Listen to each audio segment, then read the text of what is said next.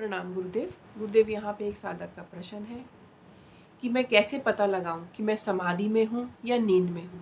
थोड़ा सा मुझे इसके ऊपर आप बताएं।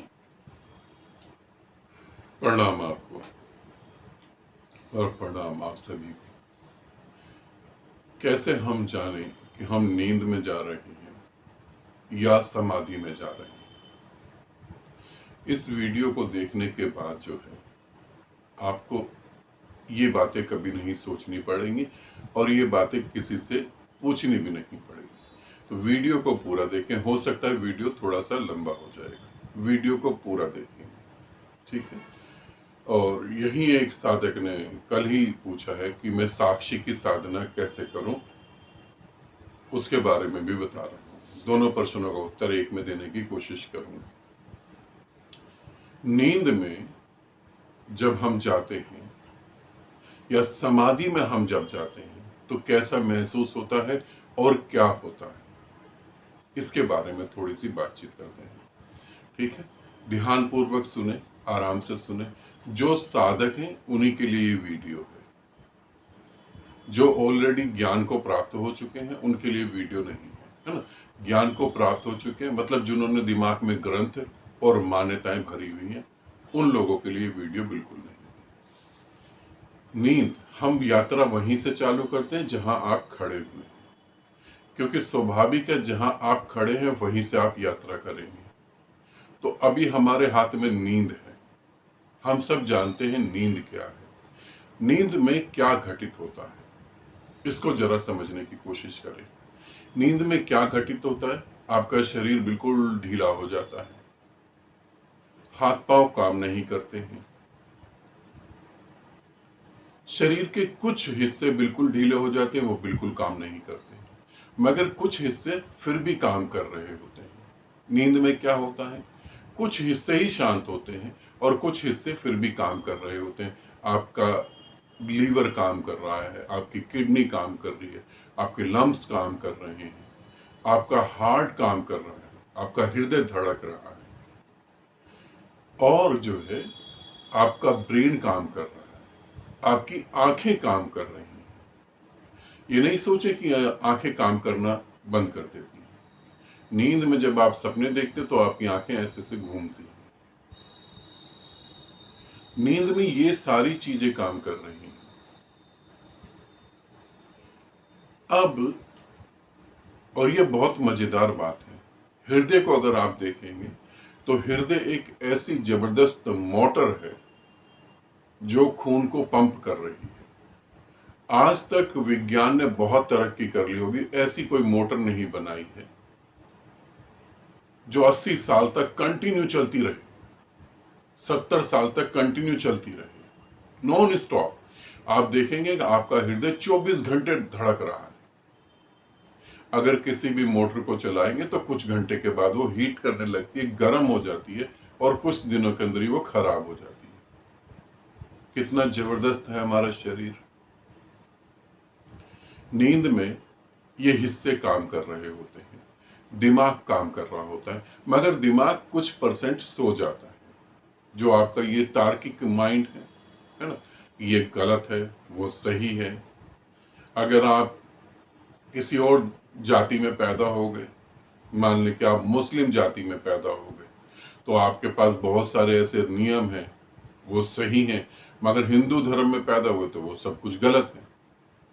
आप जैन धर्म में पैदा हो गए तो कृष्ण भगवान नहीं, कृष्ण ने तो इतने लोगों को मरवा दिया। आप अगर हिंदू धर्म में हुए तो सबकी मान्यताएं अलग अलग हैं, तो उन मान्यताओं को जो लेके चल रहा है वो माइंड सो जाता है। कॉन्शियस माइंड जो है बिल्कुल सो जाता है, कुछ परसेंट जागा होता है, और अब जो है अचेतन मन खुलता है। अब मन भीतर से एक मन ऐसा खुलता है जिसमें जन्मों जन्मों की चीजें पड़ी हुई। अब वो मन खुलता है और उस मन में से बहुत कुछ निकलता है, और जो निकल रहा होता है और आपका चेतन मन उस मन के साथ कनेक्ट होता है, तो वहां सपने चालू होते हैं। यहां सपने चालू होने लगते हैं। नींद की स्थिति ये होती है।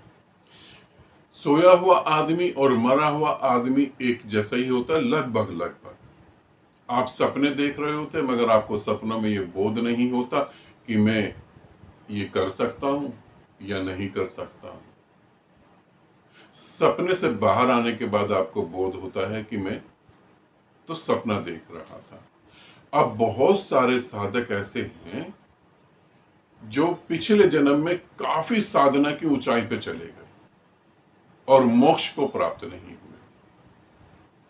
ये ध्यान से सुने, हो सकता है आप ही ऐसे साधक हो या आप में ऐसे बात हो।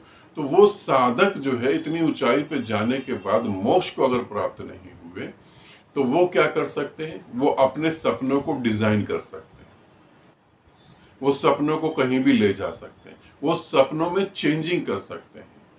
वो जान जाते हैं कि हम सपना देख रहे हैं क्योंकि पिछले जन्मों में साधना की बहुत ऊंचाई छुई, बस मोक्ष नहीं उपलब्ध हुआ। अब मोक्ष उपलब्ध नहीं हुआ तो फिर दोबारा धरती पे आना पड़ा। तो ऐसे भी लोग हैं इस पृथ्वी पर जो ये जान जाते हैं कि हम अब सपना देख रहे हैं, सपना देखते हुए भी जान जाते हैं कि हम सपना देख रहे हैं और उससे वो चेंज भी कर सकते हैं, है ना। ऐसे साधक अगर इस जन्म में मोक्ष को प्राप्त नहीं हुए तो वो अपना पूरा जन्म ही खराब कर रहे हैं। अगर इस जन्म में आप मोक्ष को प्राप्त नहीं हो पा रहे तो आप सारे काम कर लें जो भी आप कर सकते हैं। आप साधना करें, कोई विधि करें, किसी आश्रम में जाएं, कहीं मंदिर में जाएं, किसी धार्मिक जगह पे सारे काम कर लें जो कर सकते हैं, मगर एक काम करें जो मैं आपको बता रहा हूं, आप किसी जीवित गुरु को ढूंढें। अगर आपको मोक्ष नहीं मिला और आपकी ऐसी स्थिति है तो आप किसी जीवित गुरु के पांव पकड़े तुरंत, ताकि आपका समय बर्बाद ना हो, क्योंकि मोक्ष के द्वार पे ही आप खड़े हैं। तो तुरंत उसका गुरु का पांव पकड़ लें और आगे गति करें और इस जन्म को बेकार ना जाने दें। ठीक है, नींद का आपको पूरा क्लियर हो गया। अब समाधि में क्या होता है? समाधि में क्या होता है, समाधि में शरीर पूरी तरह शांत हो जाता है, कोई एक्टिविटी नहीं होती, कोई भी एक्टिविटी नहीं होती समाधि में, कोई एक्टिविटी नहीं। दिल धड़क रहा होता है, किडनी काम कर रही है, लीवर काम कर रहा है, पैनक्रियाज काम कर रही है, मगर ब्रेन काम नहीं कर रहा। ब्रेन सिर्फ इतना ही काम कर रहा है जितना अब जरूरी है। बस सिर्फ इन अंगों को जो अपने आप गति कर रहे हैं उन्हीं पे उसने निगाह रखी हुई है। ब्रेन क्या कर रहा है, सांस आ रही है जा रही है, बस इसका इसी पे निगाह है। दिल धड़क रहा है, इसी पे निगाह है। और सांस भी इतनी धीमी हो जाएगी। ये साधक जो है, यहाँ पे मैं साधकों की कैटेगरी भी बता रहा हूं, जिन साधकों को ध्यान करते करते ऐसा लगता है कि हमारी सांस रुक गई है, वो साधना की एक बहुत ऊंचाई पर है। ये भी अगर उपलब्ध नहीं हो रहे तो अपना समय खराब कर रहे हैं। जिन साधकों को लगता है कि मैं सांस नहीं ले पा रहा हूं, घबराहट के मारे वो ध्यान से बाहर निकल जाते हैं, ये सबसे बड़ी गलती है। अगर जीवित गुरु जुड़ा है तो गुरु पे भरोसा रख के आगे कूद जाए तो मोक्ष उपलब्ध होगा। तो दिमाग क्या करेगा, इन चीजों पे सिर्फ निगाह रखेगा, ठीक चल रहा है, मगर ये इतना धीमा होगा, इतना धीमा होगा कि अगर हम किसी के हार्ट की ईसीजी भी करें तो वो मशीन ये बताएगी कि ये इसका हार्ट धड़कना बंद हो चुका है, ये व्यक्ति मर गया। इतना धीमा होगा। समाधि का अर्थ क्या है? समाधि का अर्थ है शरीर खत्म, विचार खत्म, कामनाएं खत्म, कल्पनाएं खत्म, बस मैं हूं, देख रहा हूं। समाधि का मतलब है सब कुछ खत्म, मगर कोई है साक्षी। जिन साधकों ने साक्षी की साधना पूछी, वहां पर एक साक्षी होता है जो देख रहा होता है कि शरीर मरा पड़ा है, विचार नहीं चल रहे हैं, कोई भाव नहीं है, मैं देख रहा हूं, बस मैं देख रहा हूं। तो समाधि में हृदय तो धड़केगा ही, मगर बहुत कम। सांस तो चलेगी मगर मामूली सी। दिमाग से तुम अलग हो जाओगे। समाधि का अर्थ है पूर्णता शरीर से अलग हो जाना। शरीर मर चुका है, शरीर को जला रहे हैं, शरीर जल रहा है लकड़ियों में, तो भी साक्षी बना रहता है। तो भी साक्षी बना रहता है। तो समाधि का अर्थ क्या है? शरीर सो गया है, तुम भीतर जागे हो। जैसे कृष्ण अर्जुन को बताते हैं ना, कृष्ण अर्जुन को कहते हैं कि योगी जो है वो कभी सोता नहीं, भोगी जो है वो कभी जागता नहीं। भोगी का अर्थ है कि जिसकी दृष्टि बाहर के सुख में लगी, वो बाहरी सुख ढूंढता रहेगा, वो भीतर कभी उतरेगा नहीं। और योगी का मतलब है जो कभी सोता नहीं। अब इसका मतलब ये नहीं है कि आप अपने आप को जगाए चले जाएं कि चलो भाई सुबह तो ऑफिस में चले गए, रात को चौकीदारी करो, जागे रखो, पागल हो जाओगे। साधना करते करते ये सहज घटता है, मगर ये एक अलग चीज है। जैसे मेरे एक साधक हैं दौलत, वो 9 महीने तक नहीं सोए। वो साधना करते करते ऊर्जा इतनी जागृत हो गई कि नींद नहीं आई, और नींद ना आने की वजह से कोई मेंटली डिस्टर्ब भी नहीं, बल्कि ज्यादा यंग हो गए। कभी तुम शिविर में आओ तो तुम देखो उनको डांस करते हुए, ऐसा लगता नहीं कि इतनी उम्र, ऐसा लगता कि 22 साल का कोई लड़का आ गया, और वो भी 1-2 पैक लगा के पूरा झूम के डांस करते। तो दौलत के साथ ऐसा घटा कि ऊर्जा ज्यादा जागृत हो गई। मगर जो कृष्ण कह रहे हैं, वो कह रहे हैं कि योगी जो है वो विटनेस के तौर पे बना रहता है, साक्षी के तौर पे वो बना रहता है। तो समाधि का अर्थ क्लियर हो गया। मैं हूं किसी एक्टिविटी के बिना, समझ रहे हैं? मैं हूं, कोई एक्टिविटी नहीं है फिर भी मैं हूं। मृत्यु का अर्थ क्या है? मेरी कामनाएं हैं, मेरी इच्छाएं हैं, मगर शरीर मर गया है। कामनाएं इच्छाएं अधूरी। नींद का क्या मतलब है? नींद का मतलब है कि मैं हूं मगर बाहर की वासनाओं में हूं। नींद का मतलब है शरीर तो सो रहा है मगर मैं पूरी तरह से सो नहीं रहा हूं, मैं बाहर की वासनाओं में। और समाधि का मतलब है मैं साक्षी हूं। अब साक्षी की साधना के बारे में थोड़ा सा समझ लेते हैं। साक्षी की साधना भी अंतिम साधना नहीं, साक्षी से आगे बहुत सारी साधनाएं हैं।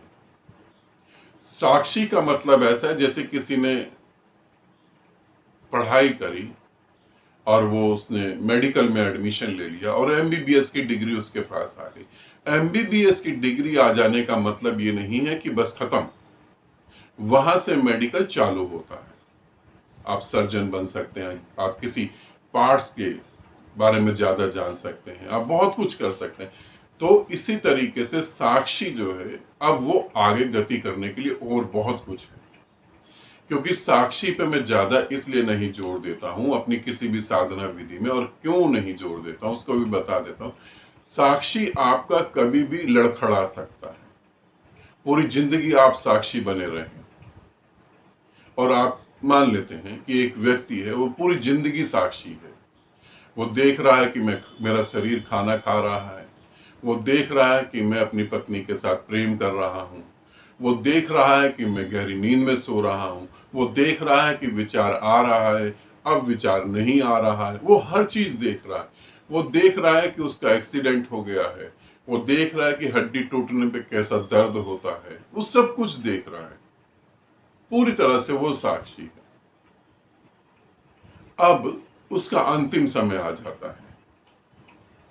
अब उसका अंतिम समय आता है। इस उदाहरण को समझने की कोशिश करेंगे, फिर इसके बाद कुछ गुरुओं के भी उदाहरण मैं बता रहा हूं। अब उसका अंतिम अनुभव, अंतिम समय आ गया है। अब वो देख रहा है कि शरीर छूट रहा है, पांव में खून का प्रवाह बहना कम हो गया, धीरे धीरे पांव सुन्न हो रहे हैं, पांव की उंगलियां सुन्न हो रही हैं, खून ज्यादा जा नहीं पा रहा, दिल ने धड़कना कम कर दिया है, घुटने भी अब काम नहीं कर रहे हैं, घुटने भी बिल्कुल सुन्न पड़ गए हैं, धीरे धीरे नीचे से शरीर छूटना चालू हो गया है, नाभि तक सब कुछ खत्म हो गया है। अचानक ही उसे लगता है कि उसका बेटा अभी तक नहीं आया। साक्षी हूं, शरीर मर रहा है ये भी जान रहा हूं, मगर बेटा अभी तक नहीं आया, उसे आ जाना चाहिए। और अचानक एक फोन आता है, उसमें ये बोला जाता है कि बेटा बहुत जल्दी में गाड़ी लेके आ रहा है, बहुत जल्दी गाड़ी लेकर आ रहा है और कुछ ही मिनट में बस पहुंचने वाला है, 10 मिनट की दूरी पर है। तो ठीक है, अब नाभि भी पूरी सुन्न पड़ गई। ये देख रहा हूं कि नाभि भी सुन्न पड़ गई है, हाथ की उंगलियां भी खत्म हो गई हैं। अब हृदय धीरे धीरे खत्म होना चालू हो रहा है। अचानक ही फोन आता है कि बेटे का एक्सीडेंट हो गया और उसके प्राण निकल गए। अब साक्षी टिका रहेगा? ध्यान से सुनो, अब साक्षी टिका रहेगा? आप कहेंगे बिल्कुल टिका रहेगा। आप विचारों में कह सकते हैं, मगर रियलिटी में साक्षी को बहुत जबरदस्त चोट लगेगी, उस साधक को, और उसका साक्षी गुम हो जाएगा और वो कहेगा कि बेटा कैसे एक्सीडेंट हो गया, कैसे मर गया, क्या हुआ होगा, और प्राण निकल गए। अब जब प्राण निकले तो प्राण किस भाव दशा में निकले? बेटे की भाव दशा में। अब जब बेटे की भाव दशा में प्राण निकले तो दोबारा तो पैदा होना पड़ेगा। पूरी जिंदगी का साक्षी लड़खड़ा गया, दोबारा पैदा होना पड़ेगा। ये मैं एक उदाहरण दे रहा हूं। अब मैं तुम्हें हकीकत बताता हूं। पहले मैं जीसस को लेता हूं। यहां 2 ही जनों का एग्जाम्पल दूंगा, उससे ही समझ लोगे, क्योंकि ज्यादा जनों का एग्जाम्पल दूंगा तो वीडियो बहुत लंबा हो जाएगा। जीसस को ले लेते हैं। जीसस पूरी जिंदगी साक्षी रहे, पूरी जिंदगी। जीसस सदा कहते रहे प्रेम करो, प्रेम को बांटो। जो प्रेम करता है, जो समर्पित होता है, जो समर्पण होता है, वही मेरे पिता के राज्य में जा सकता है। मेरे पिता सभी को प्रेम करते हैं, मगर जो मुझे नहीं कर सकता वो मेरे पिता को भी नहीं कर सकता। प्रेम का संदेश देते रहे। और जीसस को पता था कि मृत्यु जैसा कुछ भी नहीं है, शरीर तो मरेगा ही मरेगा। जब उन्हें सूली पे टांगा गया, जब उन्हें सूली पे टांगा गया, तब जीसस ने ऊपर की तरफ गर्दन उठाई, पूरा आंख भर के आकाश को देखा, और जीसस ने कहा कि ये क्या हो रहा है, ये क्या कर रहे हैं। अचानक साक्षी लड़खड़ा गया। अब परमात्मा से कंप्लेंट थी कि ये क्या करवा रहा है तू। साक्षी लड़खड़ा गया, तुरंत वापिस होश आया कि नहीं, और तुरंत अपने शब्दों को बदल के जीसस ने कहा कि प्रभु इनको माफ करना, ये क्या कर रहे हैं इन्हें खुद ही नहीं पता। तुरंत वापिस तुरंत आ गए। मगर सूली पे जीसस मरे नहीं थे, मगर जीसस का साक्षी भी लड़खड़ा गया था। उसी तरीके से एक संत हुए, ओशो रजनीश। ओशो रजनीश भी साक्षी की साधना पर बहुत जोर देते थे। अब एक जगह ऐसी आई जहां उनके पिता की मृत्यु हुई। अगर जो ओशो के साधक होंगे वो सुन सकते हैं, ओशो ने अपने शब्दों में ही से बोला है। उन्हें बोला कि पिता की मृत्यु हुई, मैं बहुत दुखी हुआ। पिता की मृत्यु कोई साधारण मृत्यु नहीं होती। पिता जब मरता है तो बेटा भी बहुत हद तक मर जाता है। उन्होंने बोला मैं बहुत दुखी हुआ, मगर तुरंत होश आया, और तुरंत होश आते ही उन्होंने बोला कि ऐसे ही दुखी हुआ कि जब इस पृथ्वी पर कोई बिना ज्ञान के चला जाता है तो दुख होता है। जब तुम साक्षी हो तो कौन आता है और कौन जाता है। जब तुम साक्षी हो तो सभी एक है यहां पर। जब तुम साक्षी हो तो मृत्यु है ही नहीं। मरा हुआ शरीर भी जीवित होता है। मरा हुआ शरीर तुम्हारे हिसाब से मर गया है, मगर मेरी दृष्टि में वो जीवित होता है। वो डिकम्पोज होता है, उसके अंदर कीड़े आ जाते हैं, उसे खाते हैं, उसमें जीवन चल रहा है। अभी वो एकदम डिस्ट्रॉय नहीं हो गया है, वो मिट्टी नहीं हो गया, और यहां तक तो मिट्टी भी जीवित है। मगर कहां गया वो साक्षी? वो लड़खड़ा गया, और तुरंत होश आते ही उन्होंने बात को बदला कि जैसे सभी, जब तुम मृत्यु को प्राप्त होते हो और बिना ज्ञान के, तो फिर लगता है थोड़ा सा, और फिर जब ये साक्षी है और सब कुछ लीला है, सब कुछ खेल है, तो उनके साथ जुड़ी हुई एक फीमेल शीला, जब शीला ने जो भी कुछ करा, तो उन्होंने शीला को गाली देना चालू करा। गाली की जरूरत कहां है? किस लिए गाली? सभी लीला है, सभी खेल है। कृष्ण ने तो गाली दी नहीं जब कृष्ण के पांव में तीर लगा, तब तो कृष्ण ने कहा नहीं कि बेड़ा गर्क हो जाए इस आदमी का जिसने मुझे तीर मारा। सभी कुछ लीला है फिर तो। मगर नहीं, साक्षी लड़खड़ा जाता है। अब साक्षी से भी आगे एक साधना है, जहां साक्षी भी विदा हो जाता है, पूर्णतः विदा हो जाता है। साधारणतः साक्षी साधना में क्या होता है? जब तुम साक्षी हो मान लो, और तुम्हारा शरीर मृत्यु को प्राप्त हो गया, तब भी तुम देख रहे हो कि शरीर मृत्यु को प्राप्त हो गया। सब लोग आए हैं, कोई रो रहा है, कोई बात कर रहा है, और उसको शमशान घाट में चला दिया गया है, तुम देख रहे हो। कब्रिस्तान में दफन कर दिया है, तुम देख रहे हो। अब सब कुछ खत्म हो गया, और कुछ ही समय के बाद तुम भी विदा हो जाओगे। अब साक्षी भी खत्म, अब साक्षी भी खत्म, अब साक्षी से आगे की यात्रा। अब साक्षी भी खत्म हो गया है, आगे की यात्रा परम शून्य की स्थिति में। जैसे बुद्ध ने कहा नहीं कि मैं देख रहा हूं, बुद्ध ने कहा कि मैं अब अंतिम सांसें ले रहा हूं, किसी का कोई प्रश्न है तो वो पूछे, नहीं तो मैं सुबह के टाइम अपने शरीर को छोड़ दूंगा, और चले गए। साक्षी के आगे है ब्लैंकनेस, बिल्कुल ब्लैंक हो जाना। अब साक्षी के आगे की साधना बताऊं तो फिर तो वीडियो बहुत लंबा हो जाएगा, ऑलरेडी वीडियो बहुत बड़ा हो गया होगा, तो ये दूसरी वीडियो में, ठीक है। तो नींद में क्या होता है, समाधि क्या होती है, साक्षी की साधना क्या होती है, साक्षी से आगे की साधना कैसे होती है, ये मैंने इसमें बताया। नींद का मतलब है दिमाग जागा हुआ है, समाधि का मतलब है मैं दिमाग नहीं हूं, दिमाग को देखने वाला हूं। साक्षी जब तक जिंदा रहेगा, जब तक दिखने वाला और देखने वाला। दो हैं, साक्षी में भी दो हैं, तभी साक्षी हो सकता है। ध्यान रखना, अद्वैत नहीं घटा है, दो हैं वहां पर, देखने वाला और दिखने वाला। मगर साक्षी से आगे अद्वैत घटित होता है, ठीक है। इसे ध्यान से सुनना, समझना, मानने की बातें नहीं कर रहा हूं, सुनना और समझना। आनंदित रहो, सदा खुश रहो। बहुत बहुत प्रेम आप सभी।